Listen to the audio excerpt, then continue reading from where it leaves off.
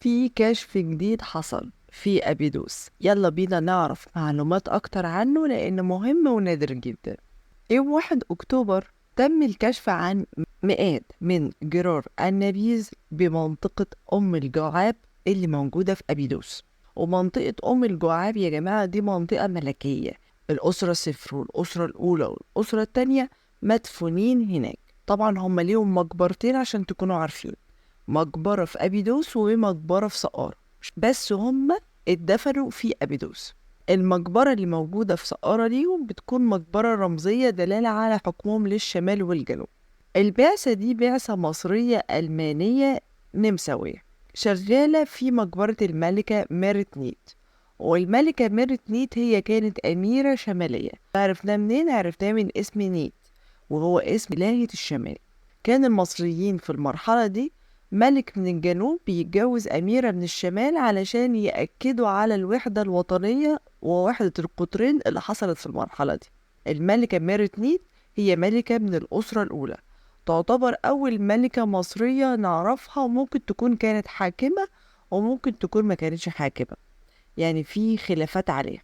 كشف كان في مقبرة، وهم هناك لقوا الكثير من جرار النبيذ اللي موجودة هناك. والنبيذ أو النبيذ كان مشروب رسمي عند المصريين القدماء بجانب الخبز. الفايدة بتاعت النبيذ ده أو المشروبات دي إن هي ما كانتش مسكرة، وده اللي اكتشفه الغرب، اللي هو طلع منه البيرة، اللي هو طلع منه حاجات كتيرة جدا. كان المصري القديم بيستخدمه كعنصر أساسي في النظام الغذائي علشان ينظف جسمه من السموم وخاصة الكلى. ولحسن الحظ إن الجرار دي فيها بقايا من هذا النبيذ اللي كان المصريين القدماء صنعوه بطريقة مختلفة، وكان من ضمن الأساس الجنزي اللي هناك. الجرار دي كبيرة الحجم وفي حالة جيدة. المشروب ده بقاله قد إيه أو عمره قد إيه؟ عمره 5000 سنة. انتوا متخيلين مدى الجودة اللي كانت عند المصري القديم إن هذا المشروب يقعد طول الفترة دي ويلاقوه، وكمان هيجروا عليه الكثير من الفحوصات والدراسات.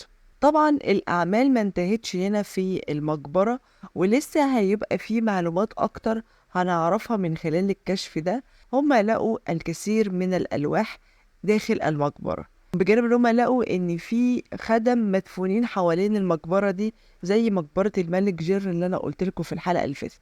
بس المرة دي مش كتير، هنا 41 مقبرة بس للحاشية.